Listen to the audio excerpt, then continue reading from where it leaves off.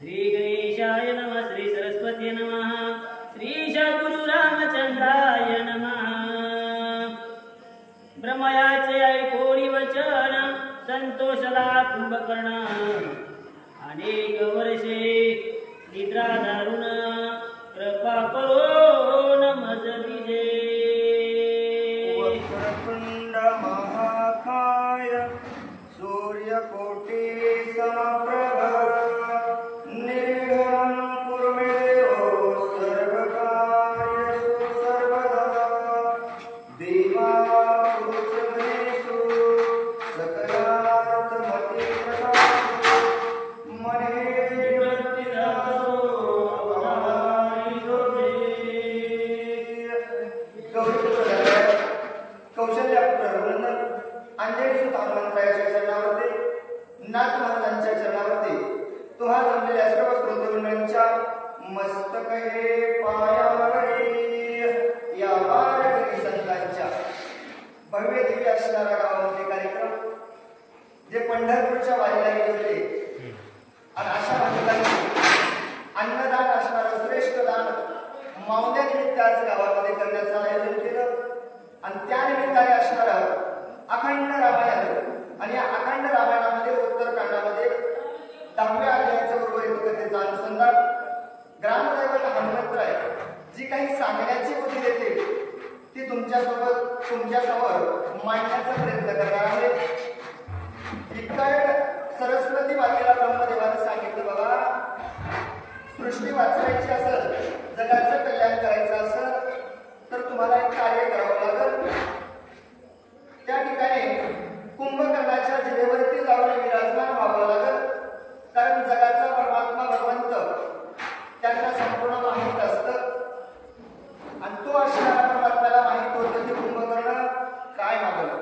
अंतर्यामी असणारे माझ्या भगवंतानं सरस्वती मातेला सांगितल्याच्या नंतर सरस्वती मातेनं आपलं काम पूर्ण केलं आणि मग ब्रह्मदेवानं सांगितलं, बाबा कुंभकर्ण काय पाहिजे ते मागावं। एवढं सांगितल्याच्या नंतर कुंभकर्णानं काय मागितलं की बाबा अनेक वर्ष मला अशीच निद्रा घालवली। एवढं कुंभकर्णाच्या तोंडावरून असणारे शब्द गेल्याच्या नंतर काय विचार करू लागला।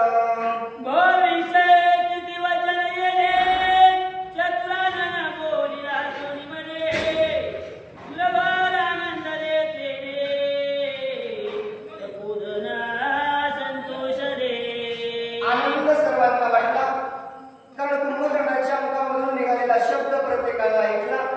प्रत्येकाला माहित होतं कुंभकर्ण काहीतरी विचित्र मागत, देवांना असणारं काहीतरी केलेल आणि ज्यावेळेस कुंभकर्णाने निद्रा मागितली, भविष्य स्थिती सगळ्यांना कळाले। म्हणजे आता सुख भेटणार आहे, कारण भगवंताला जे कार्य करायचं होतं ते कार्य केलं। सूरवरांना त्या ठिकाणी आनंद वाटू लागला। राक्षस मुखातुर सरस्वती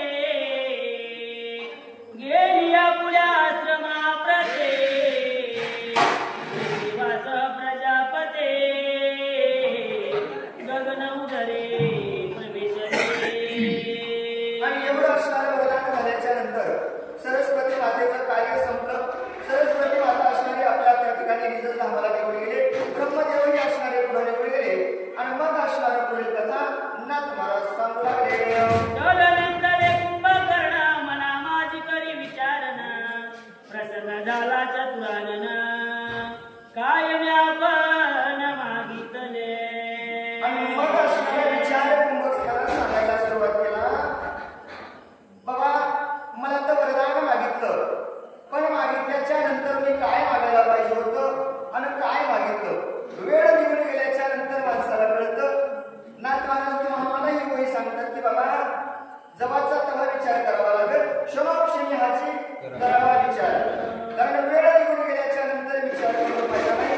कुंभकर्णाने वाटलं, बाबा मी तर मागितलं, देवही प्रसन्न झाले, मग मी का असं मागितलं असेल याची चिंता मनामध्ये वाटू लागली। निद्रा मागितले मज ते समयी बुली पडले, उमादेवी मोहिनी प्रेरिले काय झाली गती न कळे।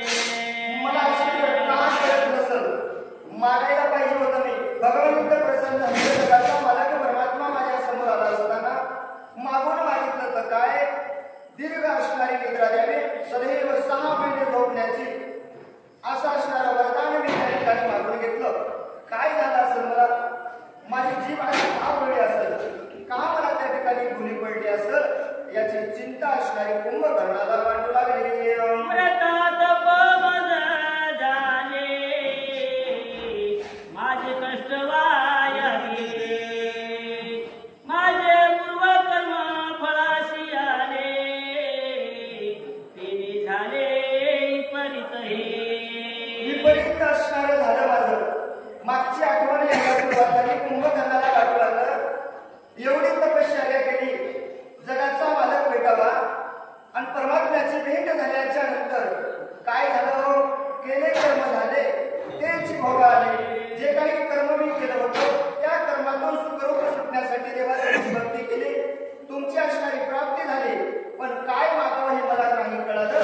आणि मग जे काही मागं मी कर्म केले होते तेच कर्म करण्याची वेळ आज माझ्यावरती आलेली आहे. कुंभकर्णाला वाटू लागलं माझ्या बुद्धीचा भ्रंश झाला, मज विधाता ठपोनी गेला, फुला फुल्या कपाळाला थोर तळमळा पैदेता. मन विचार मनामध्ये येऊ लागला की मला काहीतरी दोष लागलेला असेल. नव्हे म्हणजे जगाच्या मालकानं तर मला थकवलं नसेल ना, मालकानंच माझ्यावरती असणारं हे केलं नसेल ना, असं प्रवृत्ती असणारी काळ असेल. तळमळ असणाऱ्या कपाळाला हात लावून कुंभकर्ण त्या ठिकाणी करू लागला. येवा बंधुती गे जना, वरद पावोनी जमुना, तिनी त्रेताग्नी समाना, ग्रीष्मात कवना जाते झाले. मग संपूर्ण कार्य झाल्याच्या नंतर सुंदर असणारं महाराज कथन सांगू लागले. बाबा विभीषणचे रावण कुंभकर्ण तिघांनाही असणारी देवाची भक्ती केली, देवाची प्राप्ती झाली. तिघांनाही तिघांचं वरदान त्या ठिकाणी मागितलं आणि वरदान मागितल्याच्या नंतर त्यांचं कार्य त्या ठिकाणी संपन्न झालं. पुढील कथा महाराज सांगू लागले. ग्रीष्मात गवन कैसे देते, गोकरी गौवसे, फळे फुली क्रीडती वायसे, तया प्रदेशी राखे झाले. आणि मग त्या ठिकाणी श्वेत असणारा तो पर्वत, फळ फूळ असणारा, लावण्य असणारा पर्वत, त्या ठिकाणी असणारे तिघजणही राहायला गेल्याच्या नंतर कोणाची वस्ती कुठं राहणार आहे, कोण कोण्या ठिकाणी राहणार आहे, संपूर्ण कथन पुढील अध्यायामध्ये ऐकायला मिळणार आहे. एका जनार्दना शरण, तयावनी रावण कुंभकर्णा, विभीषणास भवे